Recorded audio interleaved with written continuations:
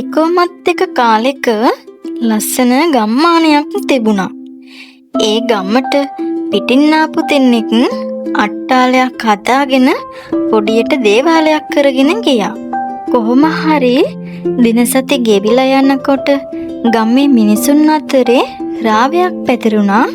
කපුන් නැහැ සාන්ති කර්ම කරලා මිනිසුන්ට පිහිට වෙනවා කියලා. අපේ මහත්තයාට ආරංචිද ගමට ඇවිත් ඉන්න අලුත් කපු මහත්තයා ගැන? උන්නෑහේ සාන්ති කර්ම කරන්න හරි හපනලු. නරකද අපිත් ගිහින් උන්නෑහේ මුණ ගැහිලා වනු. මාත් ඒකමයි හාමිනේට කියන්ට හිටියේ. අපි හෙට දිහාවට යමුකෝ එහෙනම්.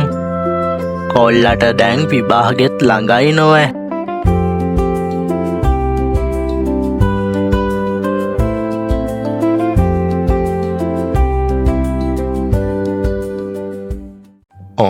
ඩිංගිරි කොළුවෝ කවුද මේ පැත්තට එනවා? ඔන්න ලෑස්තියන් කොල්ලෝ මැජික් එකක් පෙන්නමු. මේකත් ගන්න. ඒ ස්වාපු කපුන් නැහැ දිගටම කරගෙන යන්න. ඔන්න කොල්ලෝ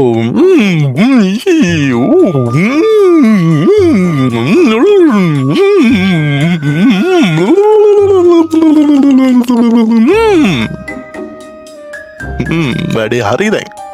ආයිබුවන් කපුන් නැහැ.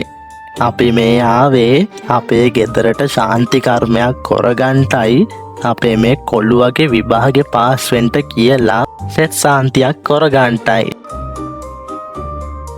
අයියෝ ඕක සුළු දෙයක්නේ. බඩු ලයිස්තුව ලෑස්ති කොරලා මට කියන්ටකෝ මං කොරලා දෙන්නම්.